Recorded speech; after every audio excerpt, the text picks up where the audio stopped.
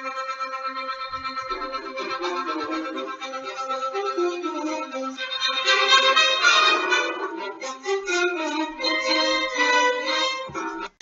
United Nations Security Council met once again today to discuss what many are now calling a genocide in Rwanda. Many new facts about the situation were released shortly before today's meeting.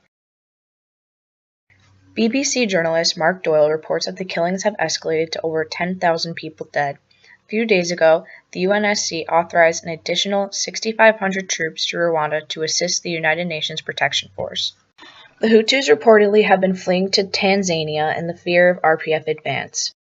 Also, the interim government in Rwanda has protected the Hutus by telling the rest of the world that this is inter-ethnic fighting, and the Tutsi and Hutus have massacred each other to an equal extent. The statement has more of a cover-up tone than anything else.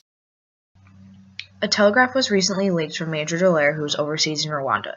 The telegraph was addressed to the UNSC and included the word genocide and extermination.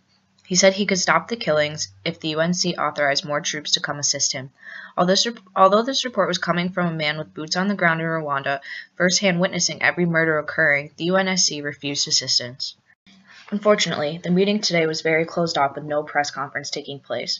However, NBC News was able to catch footage of a protest occurring during the meeting.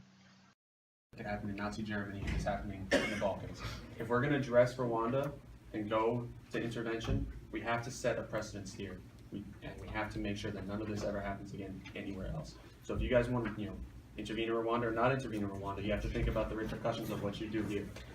States cannot believe that a world power that prides itself on liberty will stand by and watch while this happens. Take action or be complicit in the murder. After the protests, tensions began to rise. The Secretary General offered two solutions to the genocide: allow a small group headed by Major Dallaire to act as a mediator between the Hutus and the Tutsis, or pull out UNAMIR completely. Many countries are in favor of pulling UNAMIR out of Rwanda, such as France and the United States, but others such as Nigeria and New Zealand feel as though it would be a deadly mistake. The ambassador from Nigeria made her stance very clear when she yielded all of her given time to a moment of silence for all of those killed in Rwanda. Other countries, such as China and Argentina, continue to claim that more information is necessary in order for them to take a stance. This upset many members of the Council, including the Czech Republic, who stated that China was being utterly ridiculous by not taking a side. The meeting ended with a vote on whether or not to find a way to protect UNAMIR. This vote was almost unanimous, but was unfortunately vetoed by the Russian ambassador. As the UNSC continues to drag their feet, the citizens of the world are beginning to get anxious, and the genocide of the innocent people in Rwanda will not come to an end.